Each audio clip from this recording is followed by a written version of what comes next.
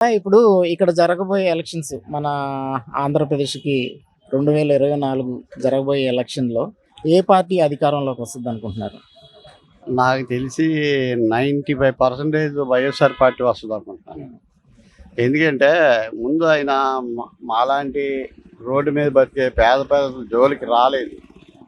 లోకల్‌గా ఎమ్మెల్యే గారు ఆళ్ళనాని గారు ముందు రోడ్డు మీద ఫుట్‌పాత్ మీద ఉన్న వాళ్ళ జోలికి వెళ్ళొద్దు. వాళ్ళు ఏ రోజు సంపాదన ఆ రోజు సంపాదించుకొని బతికేవాళ్ళు. బడా సీట్లు కుంభకోణం చేస్తున్నారు. వాళ్ళు రోజంతా కూడా కష్టపడి 400-500 తీసుకెళ్ళడం కష్టం. వాళ్ళ జోలికి వెళ్ళొద్దు.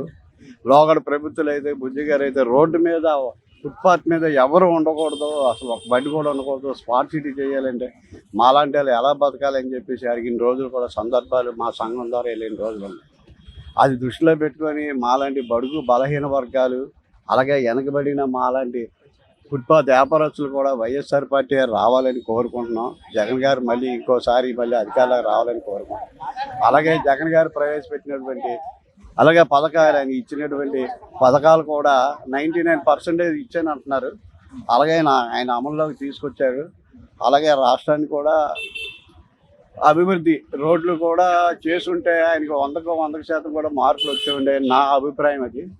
తర్వాత ఇంకో విషయం ఏంటంటే ఆడవాళ్ళకి బీసీ మహిళలకి 18,750 రూపాయలు నేను ఇస్తానన్న మాటకి ఆయన ఇచ్చారు. అలాగే రైతులకి కూడా అలాగే ఆదుకున్నారు.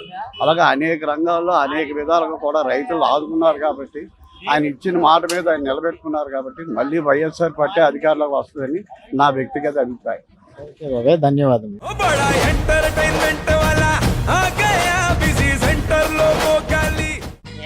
సక్కు సక్కేంద్ర సక్కు సక్కు బాయ్ బాయ్ బాయ్ బాయేంద్ర బార్కవ్ బాయ్ బాయ్. గిరాకొచ్చే టైం ఏంది? కస్టమర్లు వస్తున్నాడు, రేటు కలిపి గురి.